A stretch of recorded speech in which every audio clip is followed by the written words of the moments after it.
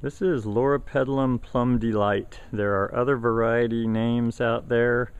This was kind of the first big one to hit the market maybe 20 years ago, maybe 15 to 20 years ago. And it's one of my favorite plants. It can grow in full sun or part shade. A lot of people think it needs shade. I live in an inland valley that it's hot. It gets 90 to 100 degrees. I have these out in full sun in a couple of spots, and they perform very well in full sun. So don't think that you have to protect these. You really don't. Secondly, you get better color when they're in full sun. You'll get your full plum colors coming out. As you can see here, the foliage compared to the green of the lawn, you get this nice plummy new growth, and then this mixed with some darker green. What's interesting about this plant too is depending on the time of year, you get different variations in the tonality of the foliage. It'll be very plummy as the new growth comes out. I would tell you in May, after the bloom, this thing was just intense purple all over with a lot of new growth coming out. And then as this foliage matures, it turns more to a deeper green, but you always have some of this plum colored foliage on the plant. The other character that I like about it a lot is the natural density it has while not being too refined.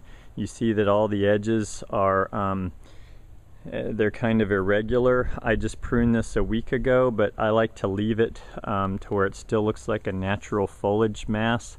And by the way, this is probably 3 plants. Width-wise, you're looking at a planting that's about 9 feet wide, and those are about 4 feet tall. This plant will get, I'd say, easily 5 to 7 feet across, and I've seen them 6 to 7 feet tall. And if I let this get taller, it certainly would. But I like to keep it right around 4 feet tall, and you can certainly keep it closer to 3 feet without any problem just by touching it up once a year. So it does like kind of moderate water. This is not a drought tolerant type plant. Anywhere I've tried to use it that way, it hasn't done well, so it needs regular water. The other thing is that in most areas, the deer will leave this alone, so it's very flexible in terms of how you can use it and where you can use it, but that's not 100%. You need to check it out for your area. I always recommend that if you think a plant might work in a deer area, you buy one, you set it out and see what they do with it before you buy any more of them. But as kind of a mid-size design plant, this thing is great. Yeah, because you can play other colors off it. I'll show a couple of photos that show how other foliage colors play off of this, but it really has a lot of uses as a design element in a planting scheme. So, and then also I'll show you photos of the bloom on this. It's interesting now, this is August, and do you see how a couple of these little blooms are starting to come out on the plant? You'll get blooms kind of sporadically throughout the year, but I'm actually seeing some buds all over this plant. And so it looks like I'm going to get a kind of a fall bloom as well as the real intense spring bloom that we got.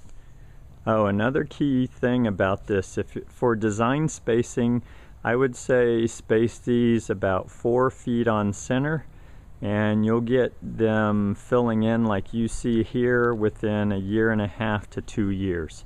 But presume that this plant will get 4.5 to 5 feet wide when you're spacing it. And if you've got an edge like you see here, this plant was about 1.5 feet away from the walk, and you can see that it wants to grow over and is growing over the edge. I'd say hold these back good 2 to 2.5 feet from edges, so you're not having to prune the side and shave it off. Oh, the other thing about this in where you use it. Now you can see here, this is under a pear tree. These two were planted together. The pear tree and the shrub were planted together. This is a very key point with this plant. I have had terrible luck trying to plant this under or around existing tree roots of any kind, even smaller trees. I just would really warn you off trying to do that. I think people think that this is a great part shade plant. I've had terrible luck trying to make it work in that situation. So I won't use it in those situations where there's existing trees. I don't mind planting it with new trees because the competition doesn't seem to be an issue when they're both young. But I would warn you off using this around mature trees. I've just had terrible luck. I've tried it a number of times, especially in my own property, and I just haven't been able to make that work. So Lorpetalum Plum Delight, beautiful foliage plant, and a lot of versatility in a residential landscape especially. Highly recommend this plant.